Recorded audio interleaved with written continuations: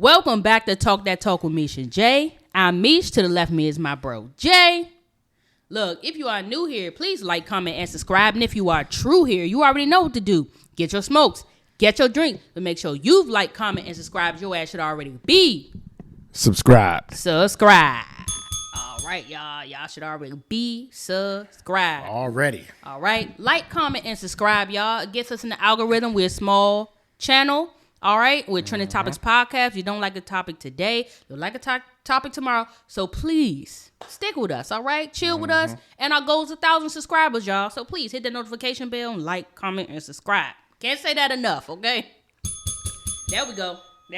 That's what I was supposed to do. I got it. All right, y'all. So look, y'all know we following this Diddy case, and we going to do the happenings of yesterday. All right, so I think it was day 7. Day 7, the witnesses were. Oh, this day 7? No, today is day 8. Oh, day 8. But yes, we talking 1 week about down day 7. in the second week. Yep, it's the second week. So now, Cassie Ventura's mama took the stand. Her mammy. All right. The Punisher, which is one of the ex-workers, took the stand to be a witness, and also David James took the stand on this day. So those are the 3 we're going to be talking about. That was Diddy's former assistant. Okay, gotcha. Okay, so all of this is going to come into play. All right, so we're going to first get into it when it comes to Cassie's mama. So the biggest thing that comes out with Cassie's mom is that she is pretty much corroborating Cassie's story in regards to the abuse. She's corroborating Cassie's story in regards to the sex tapes. And Diddy pretty much extorted the mammy. Or the mammy and the daddy. And then they had to take out equity on their home to pay him $20,000. Right. So I'm going to read the email. Why would you do something like that? I heard why they did, but I'll let you, No. I want to know too why. But I feel like, now I don't feel like I know. They saying that the reason why it was done was because she started dating Kid Cudi. Okay, so it was more another act of jealousy, right? And rage from Diddy, like, yo, nah, you leaving me, so yeah, like I want my money back, like recoup my funds, run me my money, you know what I'm saying? So this is what Cassie sent to her mom.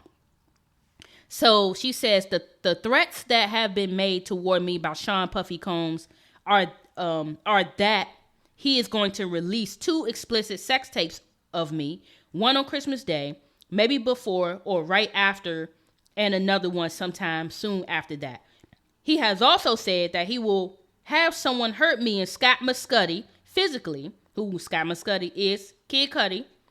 He made a point that it wouldn't be by his hands. He actually said he'd be out of the country when it happened. Cassie's mom just finished testifying. It was really short and quick because Diddy's side decided not to question her. And in 15 minutes of her testimony, she confirmed years of abuse, fear, and blackmail, including a moment where she and her husband had to take out a home equity loan because they feared what Diddy would do to their daughter. Regina testified that she met Diddy in 2006 when Cassie signed to Bad Boy Records. Regina said that Diddy was Cassie's boss, then her boyfriend, and in her own words, than her abuser. Regina was asked to read an email that Cassie had sent to her on December of 2011, and she read it aloud to the jury. Cassie wrote to her mom saying the threats that have been made towards me by Sean Puffy Combs are that he is going to release 2 explicit X tapes of me. One on Christmas Day, maybe before or right after, and another one sometime soon after that. He has also said that he will be having someone hurt me and Scott Muscudi, who is Kid Cudi, physically. He made a point that it wouldn't be by his hands. He actually said he'd be out of the country when it happened. Gina said that Cassie came home to Connecticut that Christmas and she had bruises on her back, thigh, and shoulder. She said, I wanted to make sure we memorialized it, and she took photos of these injuries. Gina said Diddy then demanded $20,000 from her and her husband to recoup the losses because of Cassie's relationship with Kid Cudi. So they took out a home equity loan and they wired the money to a Bad Boy record account. She said, I did it because I was scared for my daughter's safety. 4 or 5 days later, the money was returned to her with no explanation. In August of 2016, she said she visited Cassie in LA for her 30th birthday. She said that night, Diddy still stole Cassie's phone in a bitter argument outside of her apartment. Regina testified that Diddy security D-Rock was standing between her and Diddy. She said, "I was yelling, screaming, and trying to hit him." She said eventually Diddy returned Cassie's phone, but then he took her car. He was also asked if she had called the police during this time, and she said yes, and that was all with the questioning. When Diddy's side was asked if they wanted to do a cross-examination, they said no, and that was all. Up next is Sheree Hayes. He's currently on the stand. He is known as the Punisher, and he is a male escort.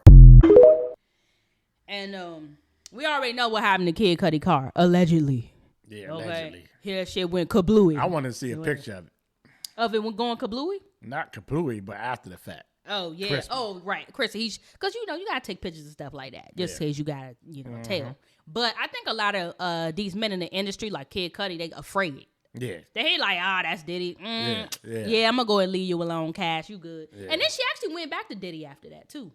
So, speaking of going back, of course, 2 weeks later, he sent the money back because she came back. Yeah, I heard So, sent the money back to even her. though he extorted, I guess because he figured she was leaving him for good, and he needed to recoup funds, and he was going to release sex tapes on her, and hurt that. But he didn't really need the money. He definitely didn't need the money. Of course he didn't need it. Yeah. Of course he didn't need it. He wanted to play that game with him. Yeah. Yeah. And what was interesting was, too, that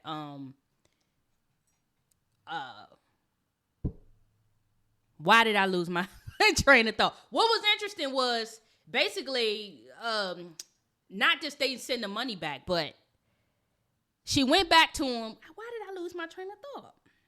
Anyway, at the end of the day, y'all, that's what it was. The cross-examiners did not cross-examine her. They chose not to cross-examine Cassie's mama. Yeah. Okay. That's what I was trying to say, but it slipped my mind. So they went up there and say, "I have no questions." Yeah, they said enough questions. So after she, because I think the mother also tried to run down on Diddy too, like tried to fight him and all of that. Because it was a lot going on. It was a lot going on. Of course, her being that's protective. her daughter. Yeah. Yeah, you doing God knows what with her, and she being hit on or whatever like that. Nah, Yeah, of course. Yeah. And a parent gonna always be very and with the protective daddy, of what their the hell the daddy doing? The daddy don't should have know. been on his ass too. That's what I'm saying. It was the mother. Wasn't hearing much about what the father did. Maybe they not together, even though she Yeah. got a father. Maybe the father over there, he being a father from a distance. Yeah. Maybe They could be separated. They could absolutely be separated. So that could be a thing. because there ain't no way. Janae, I'd have been at the door ready to rock and roll. Huh? No bullshit. Yeah, right. If something, especially if that's gonna. But also, she was hiding what she was going through from her mother for a long time until this started happening. Now, I'm sure when she went back, her mother was side-eyeing her ass like, "Come on, Cassie." Like, Yeah, come on now. Yeah. You know what I'm saying? Like, why are you back? Yeah, you putting me through all this and you going right back. Right. But she did say 10 years is a long time to deal with someone. And, he was her life, I feel. He was her comfort, even though I don't think he put her in many comfortable circumstances. But it sounded like the lifestyle he was providing her while being with him was very luxury.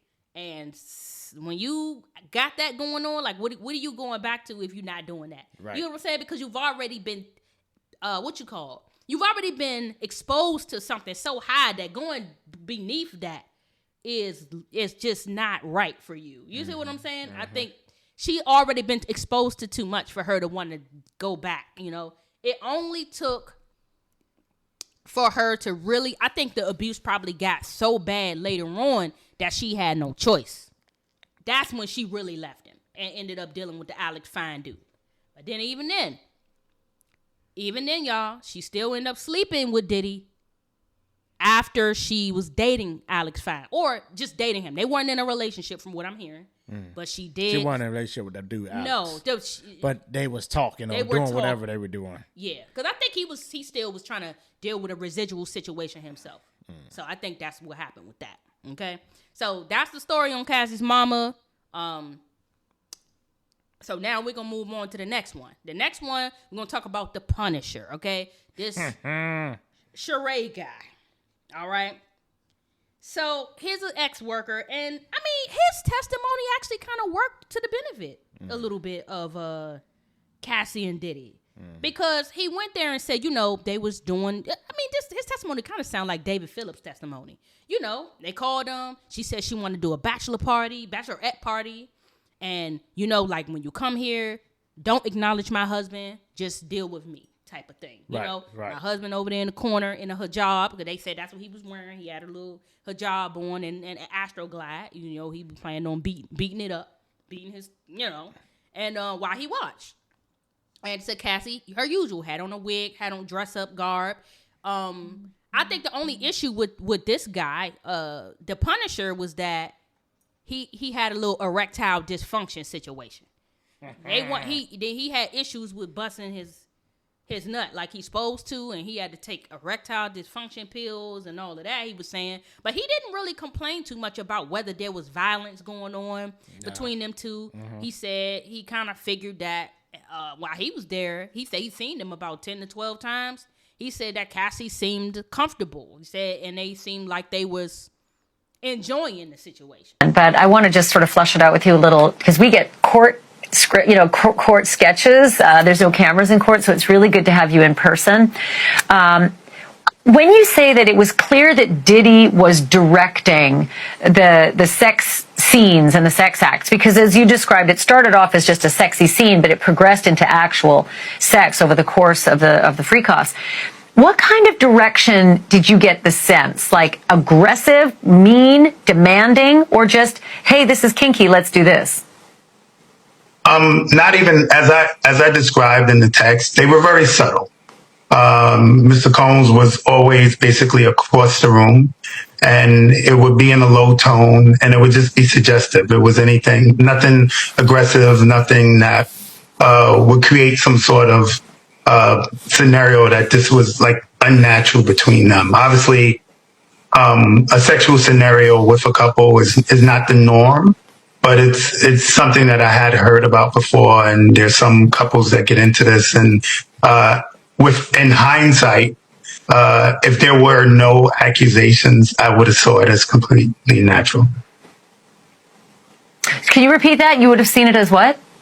If there was no accusations, like in hindsight, all this stuff is in hindsight. Like in the moment, I didn't see it as anything but a couple doing something risque, and Cassie as a partner trying to create a fantasy for who I believe was her husband, and for the majority of this.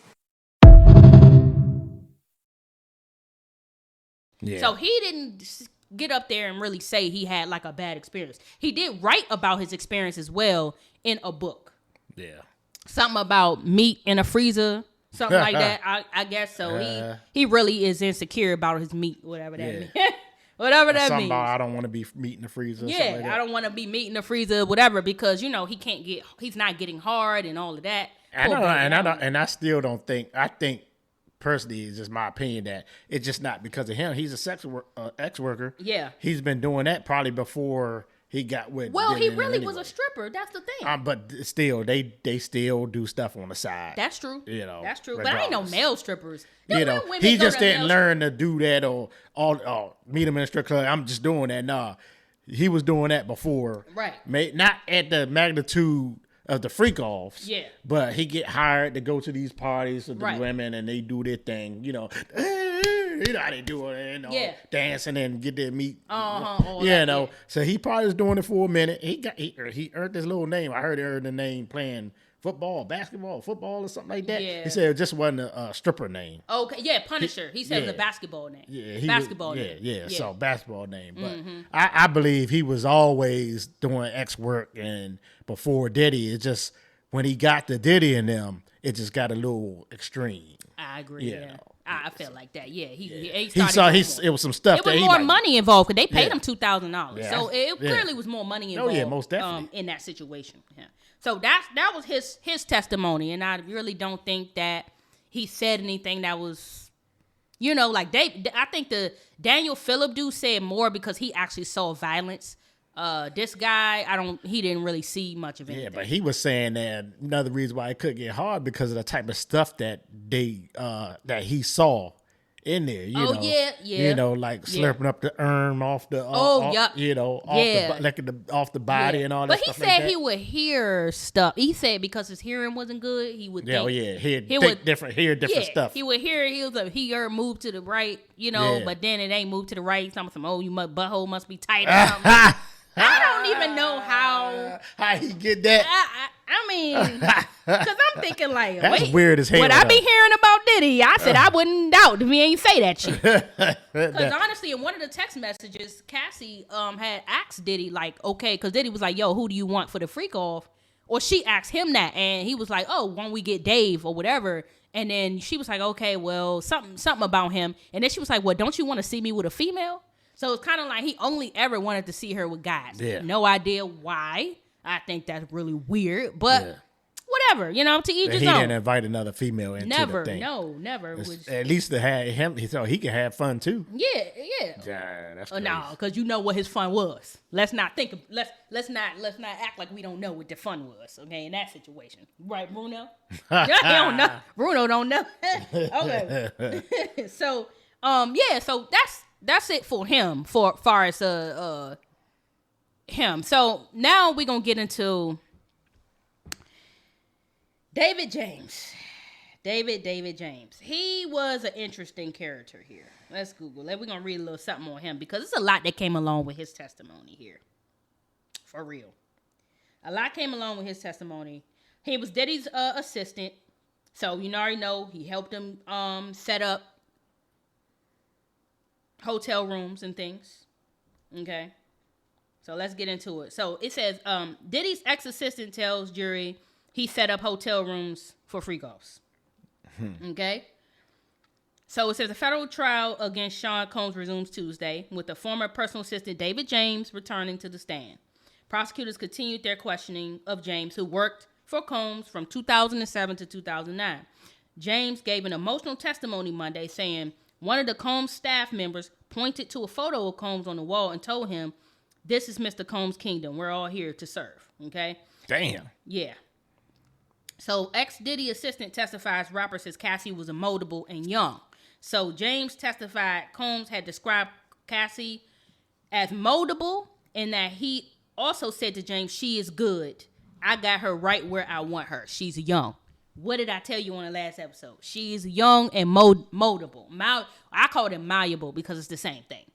She's going to do what he wants at every... Regardless, huh? Regardless. I mean, some girls are more strong-willed, but he got the money, the power, and she could be molded. I mean, he's older. He know things. She going to take his advice anytime he, give it to her, all that, because she respects him. And he, he's gotten that far. So it makes sense he said that. So it says Cassie had a best friend sign NDA. So this is about the Carrie girl, right? So it says he also said this is now David James telling all of this. He also said he told Ventura to leave Combs after seeing his treatment of her, and she told him, I can't get out. Mr. Combs oversees so much of my life. James testified that he never witnessed Combs physically assaulting Ventura, but he did observe the two have numerous arguments over the direction of the singer's career. A part of his role as Combs' assistant was to set up hotel rooms ahead of time for his boss, which was referred to as advancing the bedroom. So, of course, putting the baby oil up, setting the condoms. No, they didn't wear condoms. I don't think they had that. The Astroglide, all the pills, because pills. He had a Louis Vuitton bag with all the pills and the medications and the Plan Bs and all that stuff. Benadryl. Had everything. Numbing solution. He had everything you could have wanted in that Louis Vuitton bag to help you out.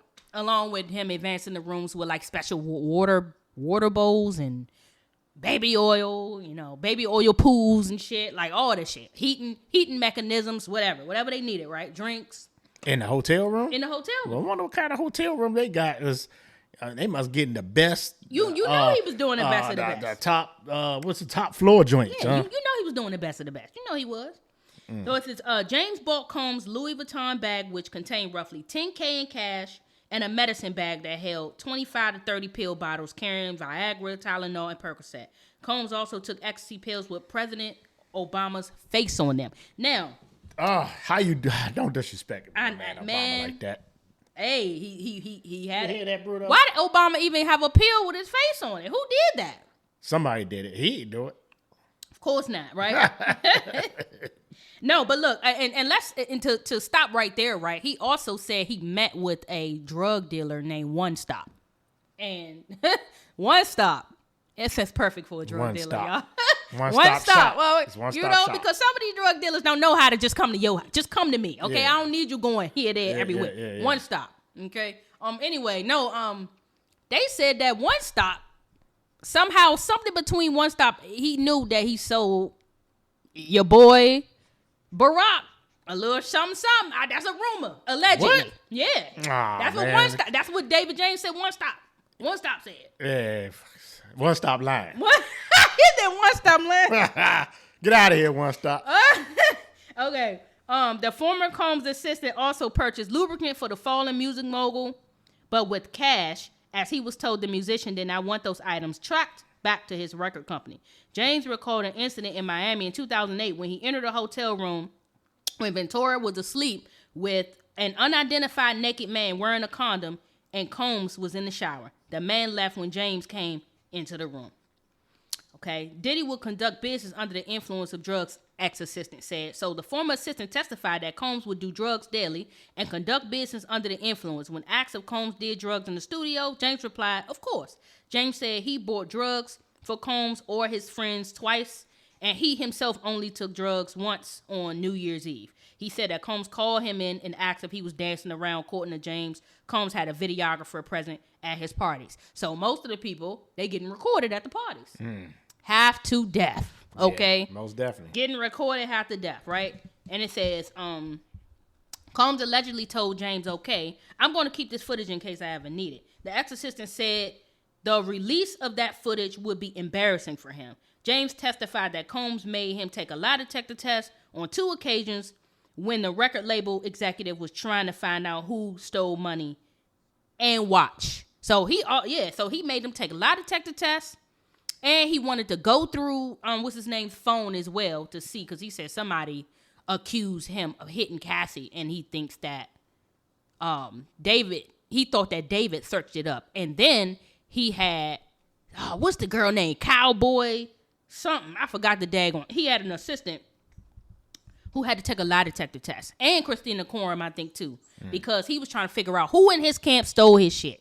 Okay, it's giving the Martin episode. Remember when you had the dog and everybody was around the shit? He wondered who stole his CD player and shit. Yeah, so he literally hold lie detector tests. So like, and then one of his people got robbed too. They said with his diamonds or his jewelry. I'm sure. And that's another reason why he would have them take a lie detector test to make sure they not like on the back end. Yeah, making money and stuff. Making money off of him. Doing stuff. Yeah, he got to make sure he could trust him. Right. But this is more and more sounding like an organization, ain't it? It sounds a little bit like a little crime stop. Just saying, One Stop Crime Stop. I'm just throwing it out. But see, I think David, and that's why they needed him, so he can kind of give the ins and outs of his day to day. I still think it sounds rather innocent because he's rich. Somebody who got so much money, he got the money to kind of buy massive amounts of baby oil and massive amounts of drugs and massive amounts of everything he wants and desires. But it does get a little funny with some of the drugs that he does have. Because they say he had over 35 different bottles of pills and some unmarked. Now, I know in some cases, wouldn't that be drug smuggling? If he took it like on his plane? It could But maybe if he, now here's a good question. If he ride on a private jet, is that the same as smuggling drugs to another place? Like, say if he go out Sandro Pay with the drugs, is that just drug smuggling with all of those drugs? Smuggling. If they taking it for themselves, or they getting it, purchasing it, and trying to bring it to them. They are. Technically, it sounds like he's only doing smuggling is like if they bought it from Colombia and then trying to get it. Or trying to bring it into the United States. That's different than him taking it to another country just to do it himself. Right. No matter how. Because if you on the street, y'all tell me though, I don't know. I don't know. I don't do that type of stuff. But remember when marijuana was Yeah. Illegal. Yeah, illegal. If you had a certain amount of marijuana on you and you driving with it, you go to jail, right? And that, what if it's just for your use, but you got a whole grip? They don't call it smuggling. That's just possession. That's just possession. Okay, it makes sense. Yeah. Okay, right. Because smuggling would be. I got it. Okay. I know. See, y'all, I don't know about this stuff. I don't know about this. I'm just asking a question. Okay, that's why I needed to know. All right. So also, David James speaks on in 2008. He said that he was involved in the incident. Ventura recalled during her testimony in which Combs took guns to confront Suge Knight. Okay, James testified that he was in a vehicle with a Combs bodyguard at 4 a.m. to pick up food from Mel's drive-in when the security guard allegedly spotted someone handing a gun to Knight. James said he and the bodyguard returned to Combs' house roughly 10 minutes away from the restaurant. Combs wanted to go to dinner, and Ventura was yelling at him not to go, James testified. James said Combs told him to drive him and the security guard D-Rock to the diner. While driving, James said he saw the rapper have 3 guns on his lap in the car. When they got to the diner, Knight and his group had already left, James recalled. Combs, the security guard, and James returned to Los Angeles residence. I was real shook up by it. This was the first time being Mr. Combs' assistant that I realized my life was in danger. Let's go into Kerry Morgan real quick. So James followed the testimony of Ventura's former friend, Kerry Morgan, who corroborated that Combs engaged in violence with the singer. Morgan said she saw the rapper assault Ventura twice, pulling her hair, kicking her, and pushing her.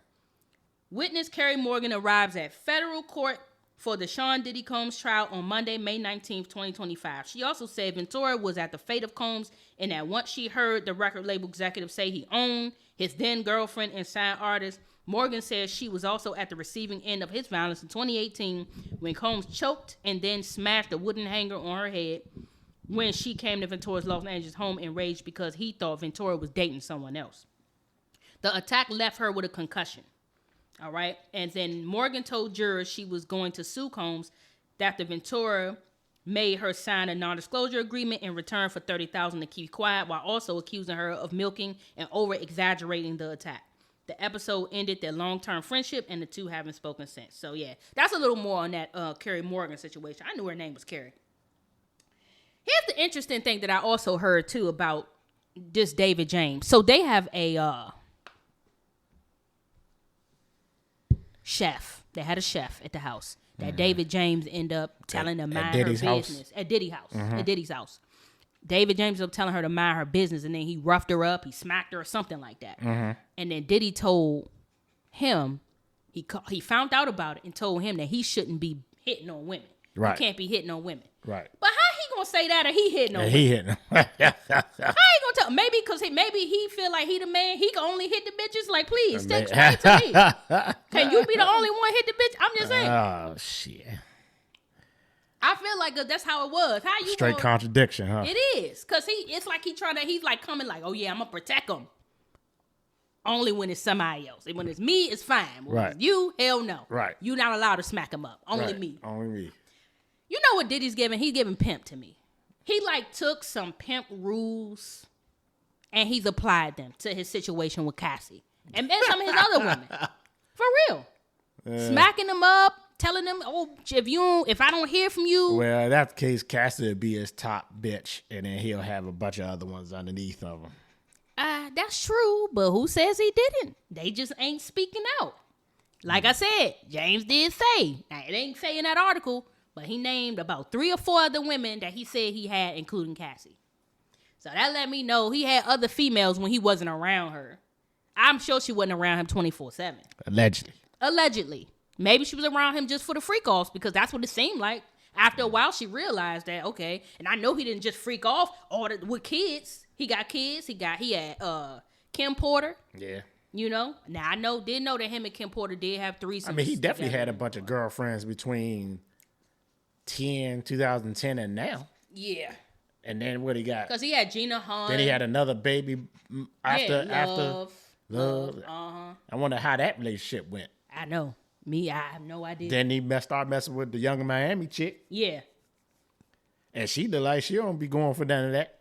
No, but she said she like getting peed on though. You yeah, heard she did. that? Yeah, she did say She that. said So that. obviously that probably happened. That's yeah. So I believe he was doing a little freak off thing with her too. At some point, she was like, "Nah, Diddy, I do it." Because I went back and watched that the Carisha joint, the first episode. He was the first person on her show. Yeah. I mean, it was part of his revolt. He put her on like that. Yeah, That's why and she was war. like, "Yeah, I like it. We be having fun." And a lot of people's rhetoric is because he was in his love era, he treated Carisha better than he treated Cassie, and Cassie got mad. This is what people say. They saying that her saying "Go Poppy" and all that, and him, getting her podcast. They putting her out there, and she, Well, why would Cassie care? This is later on. This is later. You with your other man. But that's true. But it's like it's kind of like when what I'm saying? Try to move on from a relationship, and that person just seemed to be treating that other like why you couldn't change for me, right? That's what they do. I mean, still, that's just like me and my ex, and a few of my exes done got married. Yeah. And one that I would think that would have changed for me, but I'm not gonna be like, oh goddamn, why you ain't do that? Cause man. I'm over here. Yeah, I moved on. Everybody different though. Some people don't move on. Like some people they watch it. They like this. Oh, so you could do that. Yeah, with that, but you gotta think about it. Before Carisha, it was the other girl that had the love baby. Yeah. Right. No, he had. Or her love baby was after Carisha. Love baby came after Carisha. So that girl, it was somebody after Carisha. Yeah, either somebody that was a short span then. After or while, mind you. Because Carisha was at least 2023. Yeah. After 2025. After or while Carisha for sure. So that's what I say. Well, they ain't never admit to be. They ain't never have a title anyway. I don't think. I think they were just playing around. Yeah, they wasn't. He said we just friends. That's what he told her. Even on our podcast, she was like, "What are we? What are we doing?" He was like, "We friends." So I'm sure she just wanted to play. She wanted more of a title too, but I think it didn't matter to her what she got, long as she got that money. Yeah, that's what she was about her money. She was about the money anyway. Yeah, she was like, "Look, I'm just trying to get out here." And now, I mean, he did bring her name up. He brought her up a whole lot. Mm-hmm. She was the city girl, but I think she got more popular when she was riding with Diddy. That's for sure. Because people was like, "Oh yeah, that's Diddy's joint." You know what I'm saying? So it's kind of like, who knows, man? But that's the update on the latest. There is more trial, okay? So we're going to keep covering this thing as time goes on. I will be covering it on my solo cast as well, y'all. So please make sure y'all look out for that. Because we might have to do a solo cast next week because we off next week. Yeah. So you might have to do the solo cast. Right, to update. The update. So. Because we got to keep y'all updated. We got to keep y'all updated. Through us because we're going to keep it real. That's right. We're going to keep it 100 from our perspective. No, it's not going to be blow by blow by blow, but we're going to give you the gist of the situation, all right? That's right. So anyway, we love y'all. Please like, comment, and subscribe, and hit the notification bell. We're looking for 1,000 subscribers, y'all. So please keep subbing if you here. We love y'all. We appreciate y'all. I'm Meesh. To the left of me is my bro Jay. And Bruno. And Bruno too. Peace.